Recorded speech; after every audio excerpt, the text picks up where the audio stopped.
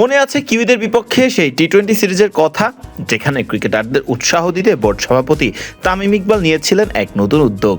Electric motorcycle দেয়া হবে tiger ক্রিকেটারদের। সেই নিয়ম বজায় রাখলো বিসিবি চলতি বাংলাদেশ পাকিস্তান টেস্ট সিরিজেও।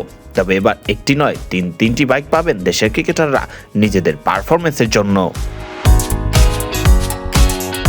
নিউজিল্যান্ডের সাথে টি-20 সিরিজের পর কথা ছিল দেয়া হবে এক টাইগার ক্রিকেটারকে ইলেকট্রিক বাইক, যা বাড়তি অনুপ্রেরণা দিবে দেশের ক্রিকেটারদের। যেমন কথা তেমন কাজ, নিজের পারফরমেন্স দিয়ে বাইক জিতেছিলেনও শরীফুল ইসলাম।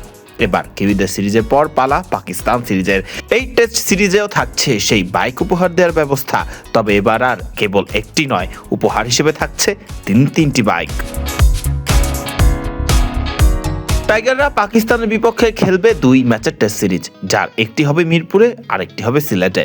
প্রথম টেস্টের সেরা বাংলাদেশি ক্রিকেটার, দ্বিতীয় টেস্টের সেরা বাংলাদেশি ক্রিকেটার এবং বিসিবির নজরে সিরিজ জুড়ে নিজের সেরাটা দেওয়া ক্রিকেটার। মোট 3টি বাইক থাকছে এই সিরিজের জন্য।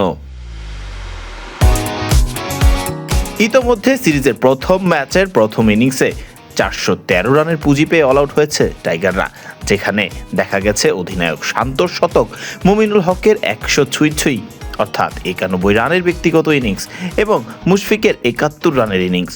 শেষ বিকেলে মেহেদী হাসান মিরাজ একটি উইকেট শিকার করলেও 1 উইকেট হারিয়ে 179 বোর্ডে রেখে দিন শেষ করেছে পাকিস্তান। এবার দেখার পালা কোন দিকে মোড় নেয় এই টেস্ট ম্যাচ এবং এই টেস্ট সিরিজ, আর কেই বা জিতে নিতে পারে ইলেকট্রিক বাইকগুলো। ফারদিন রহমান সকাল, বিডি ক্রিক টাইম।